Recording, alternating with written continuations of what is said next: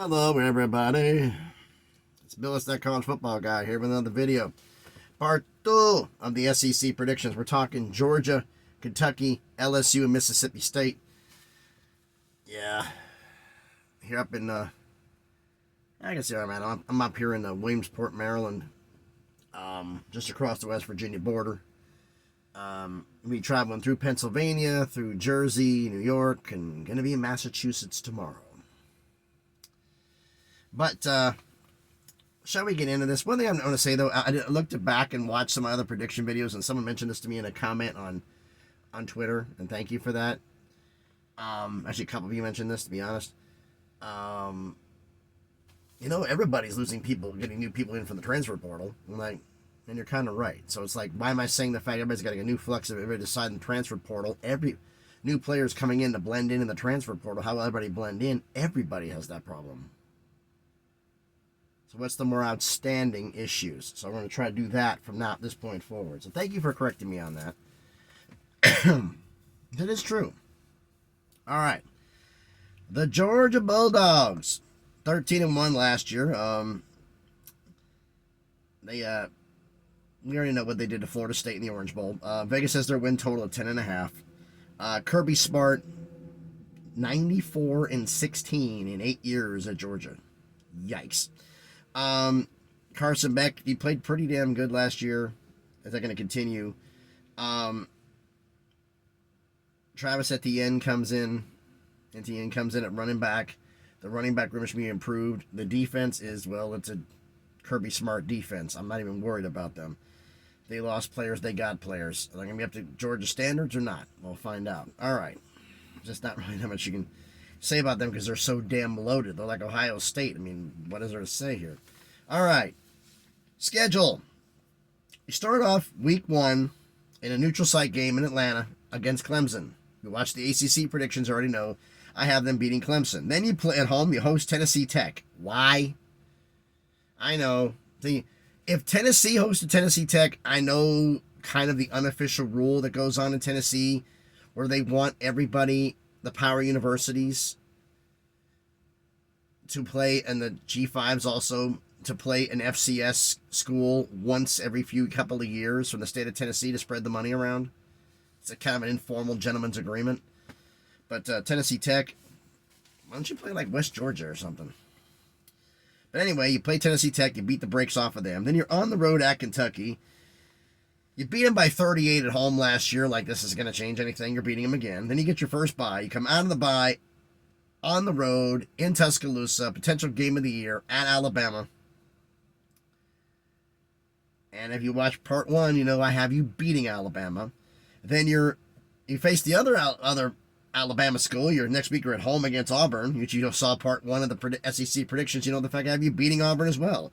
Then you're at home against Mississippi State. They have no shot. They just don't. Jeff Lebby's just starting there. They have no shot. You're beating them. Then you're on the road at Texas. A lot of people are saying this is the game. If Georgia's going to lose a game on the schedule, it was going to be the Bama game or the Texas game. Here's my problem.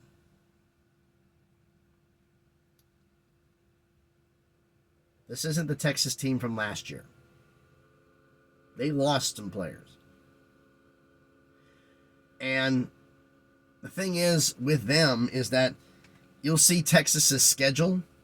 It's not as easy as people think it is. Some people thinking that both teams are going to come in undefeated. I happen to have Georgia coming in undefeated. But it's a lot harder of a schedule, and I think because of the grind of the SEC, it catches up with Texas, and Texas will lose this game to the Georgia Bulldogs. Bulldogs are now 7-0. Then they go into their second bye against Florida, the cocktail party in Jacksonville. And if you watch part 1, they're beating Florida. Then they're on the road at Ole Miss. Ole Miss has the firepower, could possibly run with them, but they just don't have the defense. Even with the quote-unquote, people call them the mercenaries they hired. No, not enough. You're gonna beat Ole Miss, and you're at home the following week against Tennessee. Tennessee's improving, but they're not in Georgia's league. I'm a Tennessee fan, but I'm realistic. Tennessee's not beating Georgia. Georgia gets the win. Home against UMass. Yikes. So how long is Carson Beck going to play? A first series? that game might be worse than the Tennessee Tech game for the starters wise. More of an insult because they might keep the starters in against Tennessee Tech to iron out the kinks. By the time the UMass game comes around, I think Carson Beck may only play the first series. But you're beating UMass, and then the rivalry.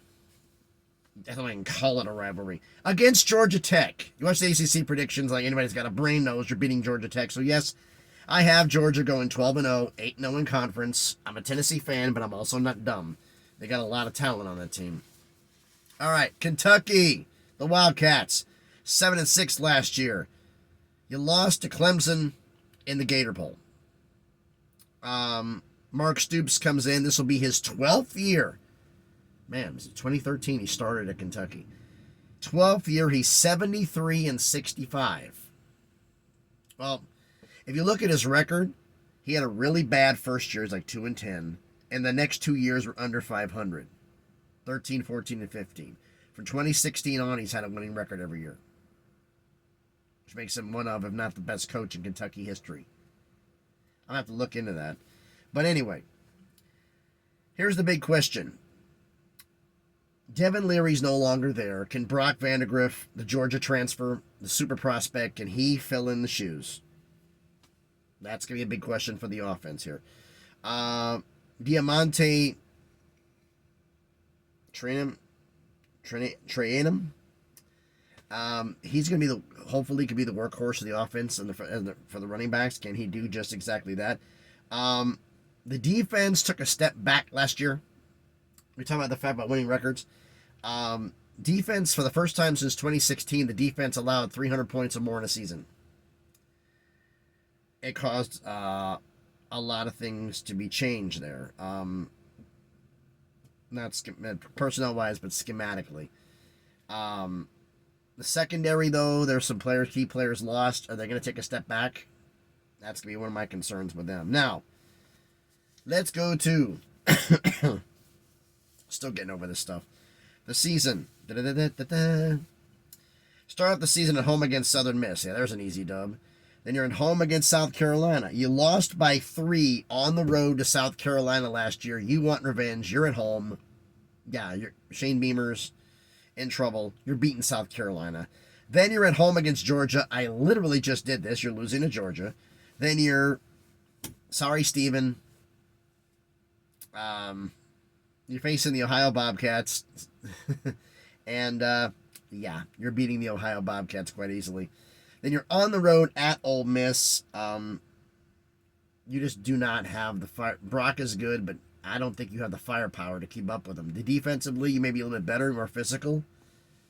But consistently in firepower, I don't think you can keep up. So I have you losing Ole Miss. You're 3-2 going into your first break of the season. You come out of the break. How do you get yourself healed up?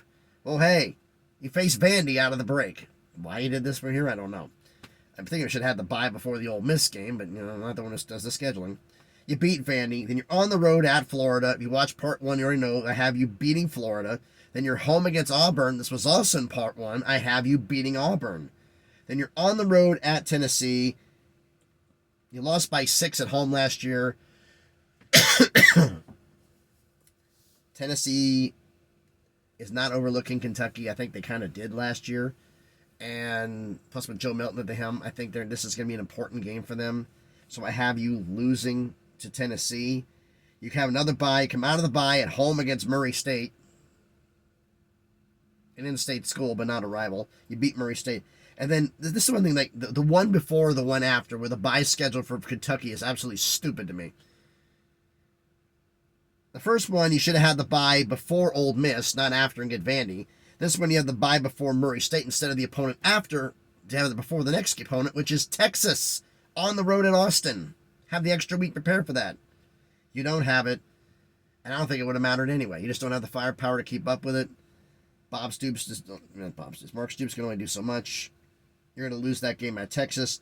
And then your rivalry game, you do have rivalry game against Louisville. You play every year. If you saw the ACC prediction videos you did, I have you beating Louisville in this. So you're going to go 8-4, 4-4 in conference. So now next we have the LSU Tigers. 10-3 last year. You beat Wisconsin in the Belia Quest Bowl. Vegas has your win total at 9.5. Brian Kelly is 20-7 in 2 seasons at LSU. I kind of feel bad for Garrett Nussmeier. Because how in the hell do you fill in the shoes of Jaden Daniels? You don't. Now, Garrett is more of a pocket passer. Jaden Daniels is a mobile athletic quarterback, and Washington's going to find that out. The Washington Commanders. But, like, Jaden ran for 1,000 yards last year. Nussmeier's not doing that. He's going to stay in the pocket. As a passer, not as a thrower, can he be anywhere close to what Jaden Daniels was? Now, I'm not talking produce the same numbers, maybe 500 yards or more or less. But can he be a very good quarterback? He's not going to be a Heisman guy. At least I don't think so. He could potentially be one. Anybody can be one. I don't know. Nobody knows until it actually happens. But, excuse me. Can he play good enough to get him to the college football playoff? That's my question. The biggest concern I have for this entire team. 2 concerns. Well, it's 3 concerns, really. 1 was Nussmeier. 2, you lost your starting center, so now a redshirt freshman, DJ Chester, is taking over at starting center? Is that right? He better get up to speed faster. You're going to have some serious problems with some defensive tackles. The LSU defense, by LSU standards, was horrible last year. Just horrible. So Blake Baker takes over. Last year, he was the defensive coordinator at Missouri, which is the reason why I think everybody thinks Missouri is going to take a step forward. I think they're taking a step back. They're not going to be as good as they were last year because their defense was their calling card, and the anchor of the defense was their defensive coordinator, whether they want to admit it or not. And that's going to hurt them this year and help LSU. But new defensive coordinator, new system, possibly new terminology. I don't know. How well can everybody adapt to it? That's going to be a key concern there. All right. Should we get into this? To LSU schedule, which is rather unique. Week 1 in Vegas against USC. If you watch the Big Ten predictions, I know I have them beating USC. Then they're at home against Nicholls State. Yeah, that's a dub. Easy. On the road at South Carolina. It doesn't matter if this was home or on the road. LSU's got too much firepower. They're going to win this game. On the road at South Carolina. Excuse me. Then you're at home against UCLA. Yeah, they play UCLA and USC. Neither of them on the road, but USC is closest. It's in Vegas. But you play UCLA at home. I already covered this in the Big Ten predictions. UCLA traveling east. You're beating UCLA. Then you play South Alabama.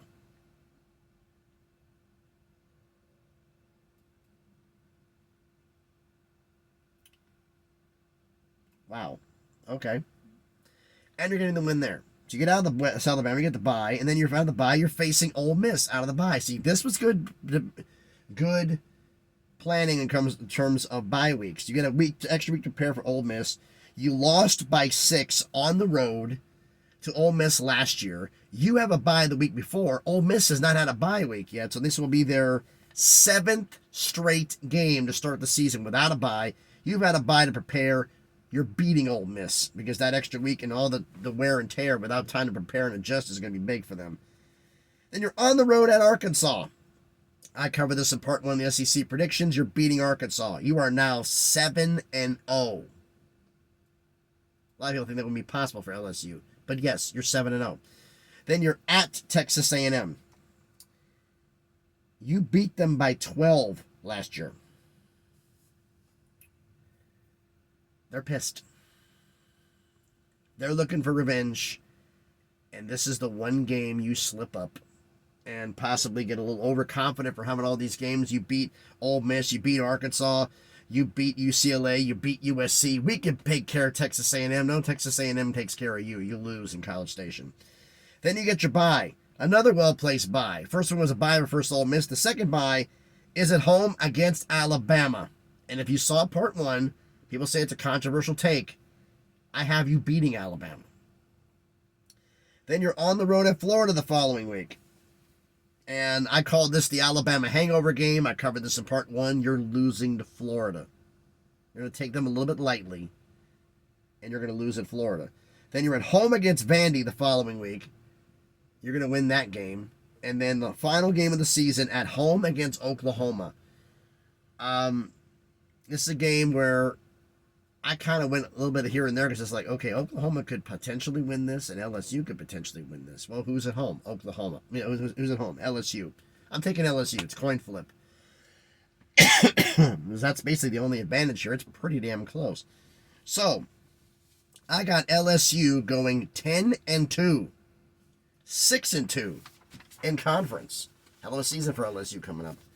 And we got Mississippi State, 5-7 last year. Vegas is their win total at 4.5. Not expecting much out of him. Jeff Lebby, he's now the new head coach. First ever head coaching job. So we're going to see how well this goes.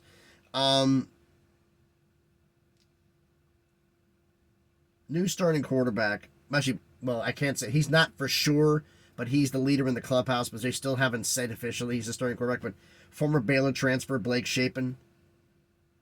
How well can he take over? Offensively, wide receiver room is really young. You had a couple of players that came in and a lot of high talented freshmen coming in. And redshirt freshmen. This is going to be a young receiving room. How well can they pick it up?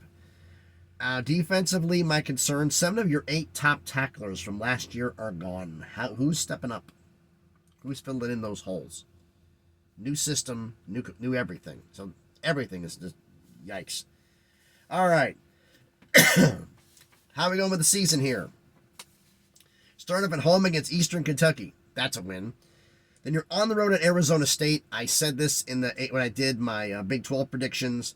You're traveling cross country. That does matter. You're losing to Arizona State. Then you're home against Toledo. Sorry, my Toledo subscriber, but you're beating Toledo. Then you're home against Florida the following week. I haven't covered this in part 1. You're beating Florida. And then you're on the road at Texas. You do not have the firepower or the talent to keep up with Texas. And you're on the road in Austin. Yeah, you're losing that game. So you're 3-2 going into the bye. You come out of the bye on the road at Georgia. Yeah, there's a big fat L. Literally just did that not too long ago. Then you come out of that bye. You're at home against Texas A&M. Oh, we could beat Texas A&M. You lost by 41 on the road last year. It may not be that bad, but it's still going to be an L, okay? You're losing to Texas A&M. Then you're at home against the following week again against Arkansas. I covered this in part 1. You're losing to Arkansas. I think they catch you. Then you're home against UMass the following week. You got to win there. UMass does not have the talent to keep up with you. Then you're on the road at Tennessee, in Knoxville, in Neyland. You don't have the horses to keep up with that offense. Tennessee beats you. You come out of the bye at home. This is going to be the most interesting game of the year. Back-to-back most interesting games of the year for Mississippi State. Internally and rivalry. Internally is the next game. The last game is the one they play against Ole Miss. That's the rivalry. That's the last game of the year. But internally, at home against Missouri. Your former defensive coordinator going against his former team. And you're at home. Mississippi State has had a tradition. Every year, they win one game they have no damn business of winning. Knowing that, knowing the DC knows his former players, knowing the fact he's going to expose those weaknesses, knowing the fact that he's changed up his scheme a little bit and they may not be able to plan for everything he does. I'm picking you to beat Missouri at home for a huge win. And then you follow that week on the road at Ole Miss. So you had a high from winning that game. Now you got to go on the road at Ole Miss. You lost by 10 last year at home. Now you're on the road in Oxford. Yeah, they're probably going to beat the brakes off you in this one because you're going to have the hangover from beating Missouri and also this. So you're going to lose that game. And the thing is, though, it would be important for you to win this but you're not, because it would have made you bowl eligible beating Ole Miss. But you're not going to get it this year. So you're going to go 5-7, 2-6 in conference. So it's an interesting little season. I got Georgia going undefeated, 12-0, 8-0 in conference. I got Kentucky going 8-4, 4-4 in conference. I got LSU going 10-2, 6-2 in conference. And I got Mississippi State going 5-7, 2-6 in conference. So Yeah, there's a lot of range here. And there's some games that some people are going to say, what the hell? I still get comments from people saying cross-country travel doesn't matter. Oh, yes, it does, because I'm in Vegas and made a ton of money off the NFL from Western Division teams traveling Eastern Division teams or traveling NFC West teams facing the NFC South. Seattle traveling to Tampa. Arizona traveling to Tampa. Arizona traveling to Atlanta. And vice versa, going the other way. Those games do have value. Warm weather teams going up north where it's cold. Same principles apply in college football. And so that's the reason why I think the way I do, plus on a lot of things. I may agree, you may disagree, but this is where the chance you get to let me know down in the comments. So thanks everybody for watching. If you haven't done already, do me the favor, smash the like button, hit the thumbs up. It helps with the algorithm, helps the video be seen by more people. Comment on the video. How well did I do my predictions? Where I'm right, where I'm wrong. I'm going to be right on some of these. I'm going to be wrong on some of these. Nobody's perfect. I've never been perfect on my predictions. Nor am I probably ever going to be. I've had I think I've had one school a year where I've got every game right. One school every year I go 12-0 predicting games. Wins and losses. I get one a year. And there's one game a year where I get 4 right. It's just the way it goes sometimes. But let me know what you think about all this down in the comments about all these schools. Share the video if you want to. And if you haven't done it already, check out some of the other videos I've done. I know there's a lot of scheduled previews. We're in the middle of this. But check them out. And if you like the channel, subscribe to the channel. You know, on our way to 700 subscribers, slowly but surely on our way to 1,000. We can make some things happen here. So thanks everybody for watching. One thing to let you know about, like we have if you follow me on X, you saw the last video.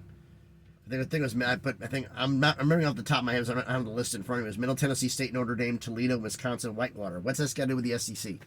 Well, we have a lot of subscriber schools, and that in the subscriber roll call. Not every subscriber school is in one of the conferences that I do. I don't do Conference USA, and I don't predict the MAC. And I didn't predict Notre Dame because it's not in a conference. So if your favorite school is not in one of those conferences and you want me to predict the schedule for it, we have Wisconsin Whitewater as a Division III school. I'm doing a lot of research on that one. But that video is going to be coming out on Friday to catch up on all those other schools just in case there is more, because SEC finishes this week. The American will be next week. The Mountain West and the Pac-12, the two schools in the Pac-12 will be the following week. And that last week is the Sun Belt. And the Sun Belt, I got to knock that out in 3 videos. Or 4 videos, me 14. 4 videos, and then I have to do my top 25 prediction, preseason prediction, and my prediction for the preseason prediction, and my prediction for the college football playoff. I'm going to do the 25 best schools, and then I'm going to do my prediction for the 25. For the the top 25, and then I'm going to do my prediction for the playoff. Who's going to be the games, and who's going to be on there. And my thing with the playoff is a lot of people I've seen some prediction videos where 9-3 schools and 8-4. You ever thought they're going to continue their mindset? No 2-loss team ever made a 4-team college football playoff. You think that no 3-loss team will ever make the college football playoff? They may take all the 10-2s before they take a 9-3. Something to think about. There's enough 10-2s to do it. They may not take a 9-3. And 8-4, I don't see that happening. I don't see that happening at any point. Because I'm choking to death here because I'm still sick. So, like, comment, share, subscribe. If you want to follow me on Twitter, on X, the link will be in the description. Thanks, everybody, for watching. I better stop talking. This is getting bad. Be good to each other. Be safe out there. And man, gotta love college football, don't you?